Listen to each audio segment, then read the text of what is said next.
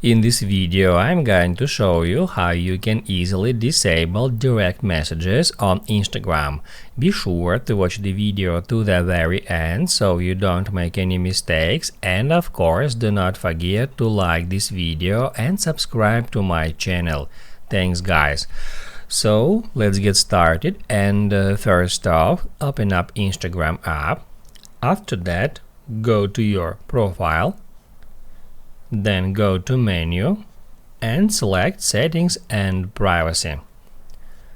In settings and privacy, we need to search for messages and story replies.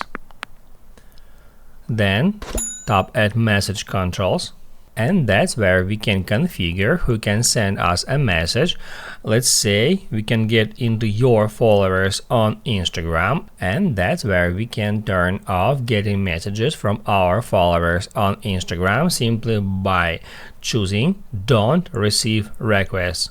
And the same about that three categories of users, like Facebook friends or people you've chatted with on Messenger, friends of friends on Facebook, people with your phone number. You can just get into each of that category and switch it to don't receive requests.